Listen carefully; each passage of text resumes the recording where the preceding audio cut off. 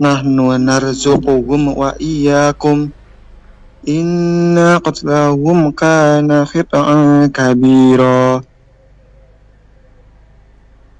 Artinya, dan janganlah kamu membunuh anak-anakmu karena takut miskin. Kamilah yang memberi rezeki kepada mereka dan kepadamu. Membunuh mereka itu sungguh suatu dosa yang besar. Lihat jemaah, nahnu narzuquhum, kata Allah, kami kasih rezeki sama mereka. Itu kata Allah Azza wa Jalla. Bukan bapaknya yang kasih rezeki. Maka sekarang nih, mulai ditumbuhkan kembali di diri kita. Aku ini menikah untuk memakmurkan bumi Allah Azza wa Jalla. Untuk memperbanyak generasi-generasi penerus yang menegakkan kebenaran dan kebaikan di negeri ini. Oleh karena itu, tatkala ada seorang sahabat yang minta izin sama Nabi alaihi salatu wasallam untuk mengebiri dirinya dengan harapan dia fokus beribadah, dilarang. Nggak ada itu tabatul dalam Islam, nggak ada. Nggak boleh. Menikah engkau. Kemudian tatkala ada sahabat juga yang berpikir tidak ingin menikah dengan wanita karena dia ingin fokus ibadah. Apa kata Nabi alaihi salatu wasallam? Faman raghiba an sunnati falaysa minni. Yang tidak suka sama sunnahku bukan dari golonganku, kata Nabi alaihi salatu wassalam. Jangan bikin-bikin dalam urusan agama ini. Nabi menikah.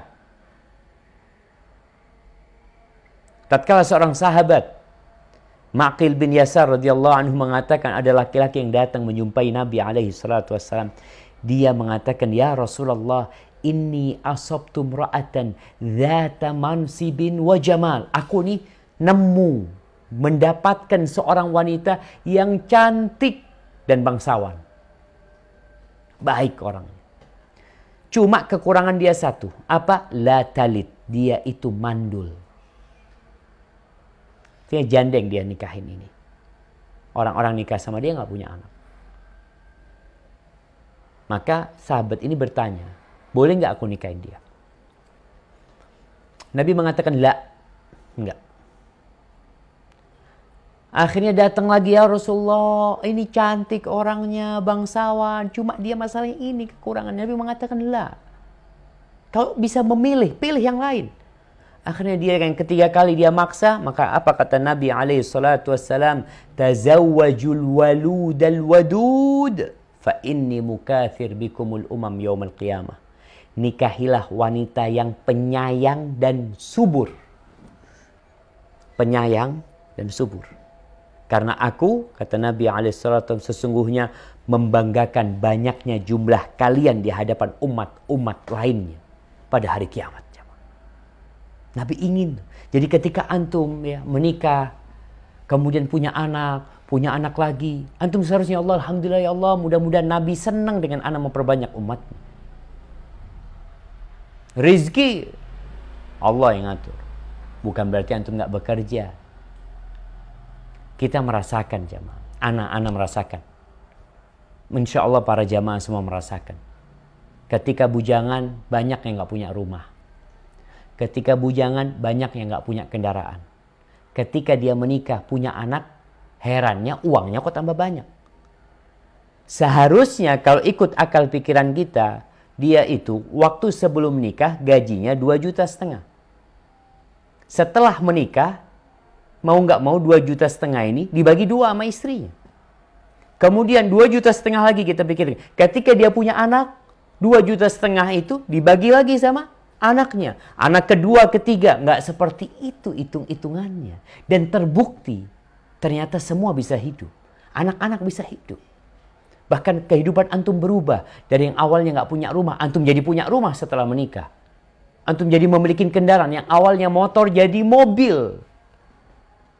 Seharusnya yang awalnya motor jadi naik sepeda antum. Gara-gara menikah.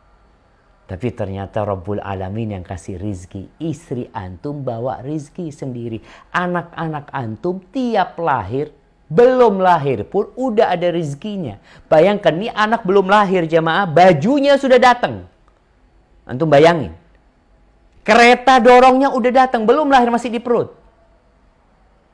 Yang kiriman susu ini itu Supaya antum tambah yakin. Innallaha huwar razzaq dzul quwwatil matin. Allah itu yang maha memberikan rizki. Dan Allah maha kuat dan maha perkasa. Kalau kita berpikir, rizki kita dari kantor, dari perusahaan, nggak mampu perusahaan ngasih kita gaji, kalau dihitung sama anak-anaknya nggak mampu. Negara mau gaji kita, gaji penggunaan mata, kita lihat ya. Tuh alat-alat kesehatan, apa, sewa semuanya jemaah kadang-kala. Kalau kita sewa mata kita sewa kaki kita sewa motor sebulan berapa, sewa mobil berapa sebulan. Tuh sekarang sewa ventilator berapa, oksigen berapa. Kalau umpamanya terhitung perusahaan atau kantor yang mempekerjakan kita, akad kita sama dia, antum sewa ya, anak punya mata, antum sewa. Anak kerja sama antum, antum sewa mata anak, antum sewa mulut anak, antum sewa tangan anak. Nggak mampu dia bayar, jamaah. Dari mana mau bayar sewa itu? Sewa mobil aja begitu mahalnya, gimana sewa mata? Allah yang kasih rizki, makanya kita itu dapat rizki dari Allah Subhanahu Wa Taala, bukan dari kantor kita. Sehingga nggak perlu ada lagi was-was. Sekarang banyak yang di PHK, Ustaz. COVID-19 membuat ana dengar ada 20% mungkin di Amerika orang-orang yang akan pengangguran. Di Indonesia sudah jutaan mungkin yang kehilangan pekerjaannya. Nah, tapi bukan berarti dia kehilangan rizkinya. Kita sejatinya pindah-pindah jemaah. Dari sini di PHK pindah ke sini. Dari sini pindah ke sini. Selama engkau punya rizki, engkau akan hidup. Tapi kalau rizkimu habis, engkau punya uang 1 miliar, engkau mati. Kenapa? Rizkimu sudah habis. Sisa uangnya bukan rizkimu. Punya anak-anakmu, punya ahli warismu.